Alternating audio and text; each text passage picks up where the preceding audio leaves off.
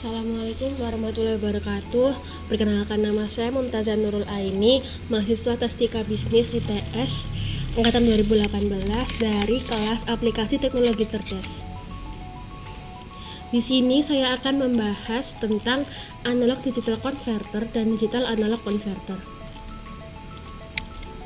Nah, apa aja yang bakalan dibahas pada ADC dan DAC kali ini? Yang pertama ada definisi, kemudian ada fungsi, prinsip kerja, karakteristik, jenis-jenis, dan penerapan.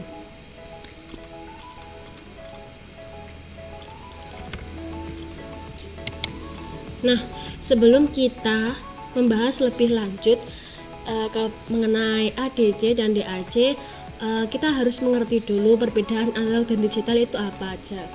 Yang pertama, dari sistem analog itu dia bersifat kontinu, memiliki kemungkinan error yang besar, rentan terhadap gangguan, pengolahan sedikit data, pengolahan data yang rumit, dan perawatan sistem yang mahal.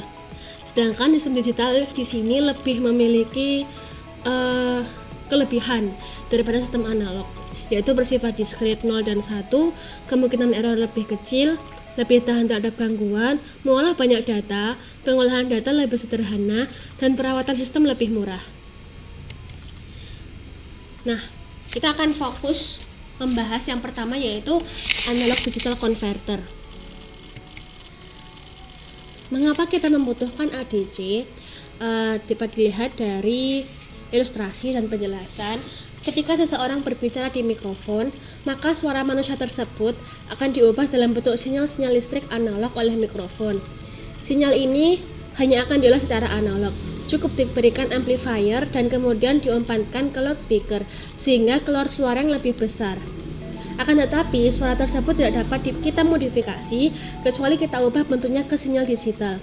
Jika diubah ke sinyal digital seperti yang terjadi pada komputer, maka suara ini dapat kita beri berbagai macam warna suara. Setelah itu baru diumpankan ke loudspeaker. Dengan cara ini kita dapat memanipulasi suara yang masuk sesuai keinginan kita. Apa sih definisi analog to digital converter? ADC ini adalah rangkaian yang mengubah nilai tegangan kontinu atau analog menjadi nilai biner atau digital yang dapat dimengerti oleh perangkat digital sehingga dapat digunakan untuk komputasi digital. Secara singkatnya, ADC ini adalah pengubah input analog menjadi kode-kode digital. ADC ini memungkinkan rangkaian digital berinteraksi dengan dunia nyata dengan menyajikan sinyal analog ke sinyal digital yang berbentuk biner.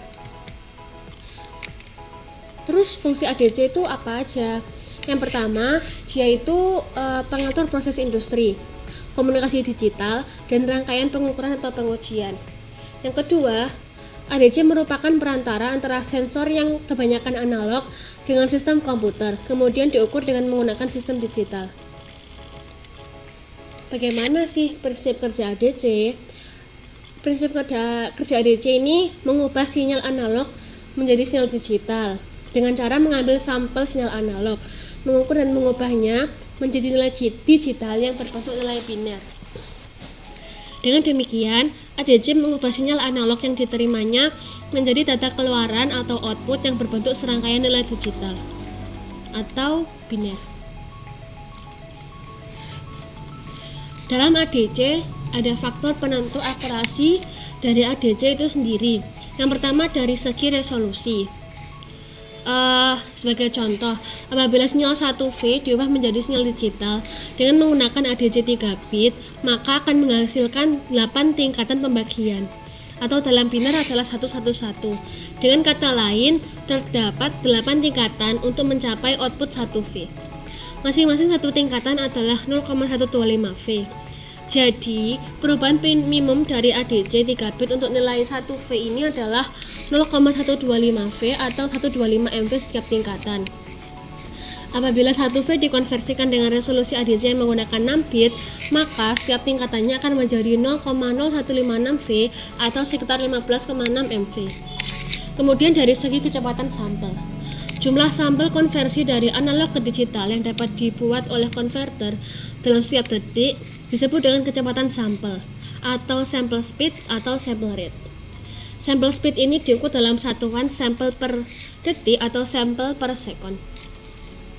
Misalnya, ADC yang bagus dapat memiliki sample rate atau rasio pengambilan sampel hingga 300 juta sampel per detik.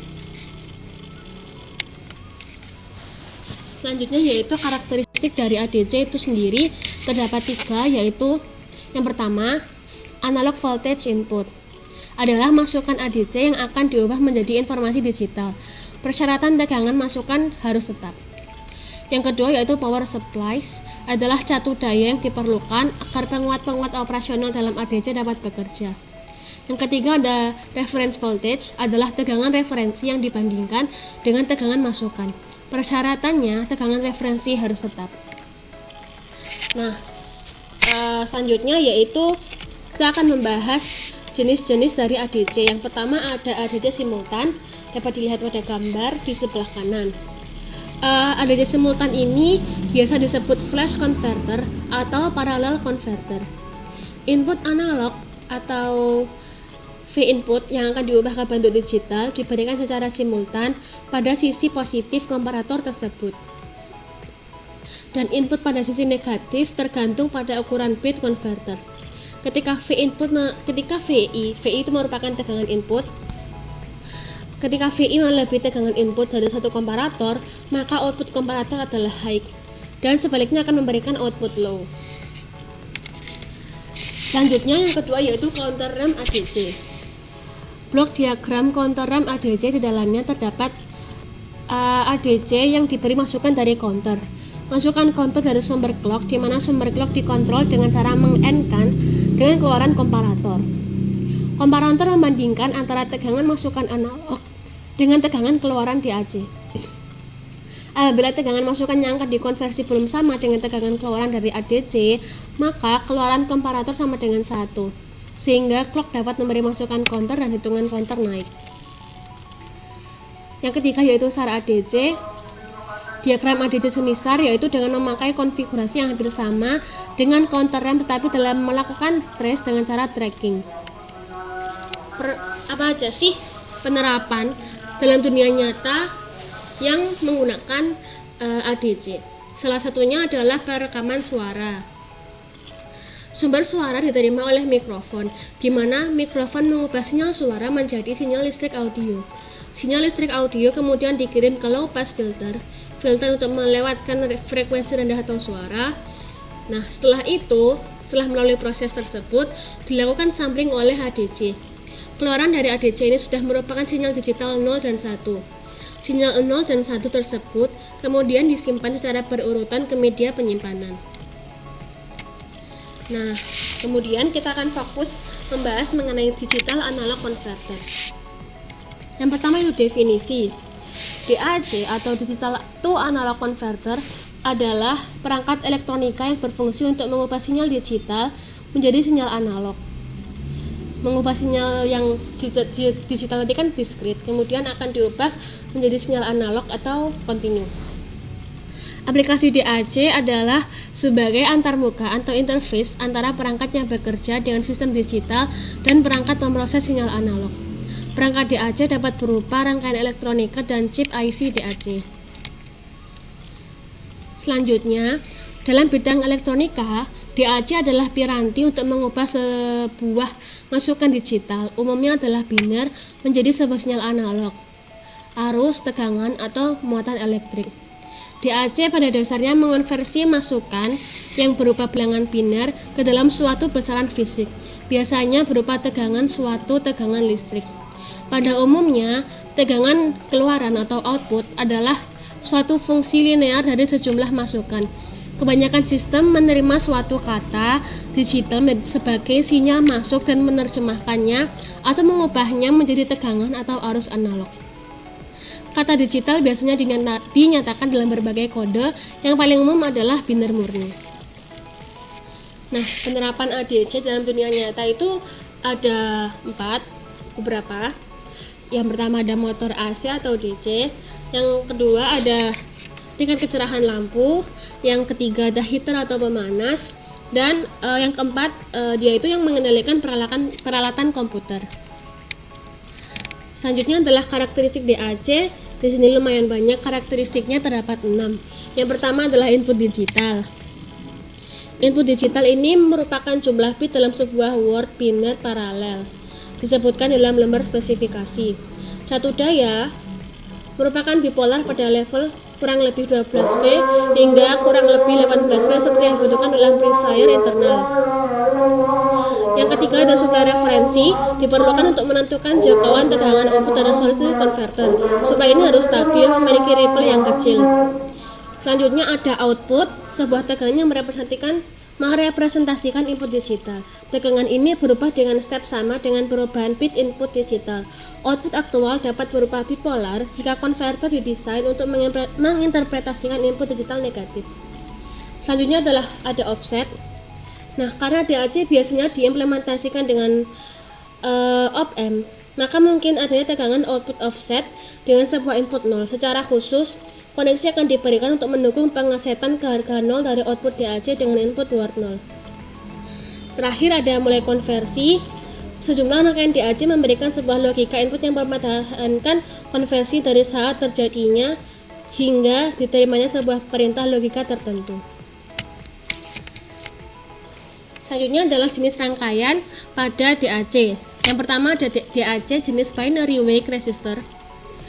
Artinya ini merupakan suatu rangkaian binary wake DAC yang dapat disusun dari beberapa resistor dan operational amplifier seperti gambar berikut.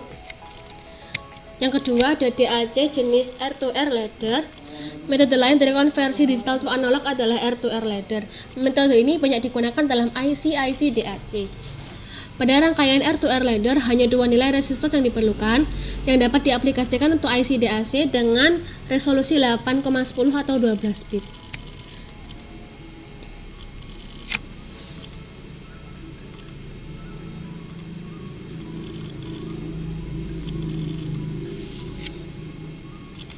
Selanjutnya ada performance specification. Ada resolution, variasi jumlah pada tegangan output untuk setiap perubahan 1 bit pada output digital. Selanjutnya adalah offset C. Biasanya koneksi akan diberikan untuk memfasilitasi penekanan output DAC dengan input word 0. Selanjutnya adalah output, adalah tegangan yang mewakili input digital. Power supply adalah bipolar pada level kurang lebih 12V sampai 18V seperti yang diperlukan untuk internal amplifier. Reference voltage diperlukan untuk menetapkan range tegangan output dan resolusi dari konverter. Data latch adalah untuk mengupdate keluaran. Nah, sekian dari presentasi saya. Sekian dari penjelasan saya mengenai ADC dan DAC. Semoga penjelasan saya dapat bermanfaat. Terima kasih. Wassalamualaikum warahmatullahi wabarakatuh.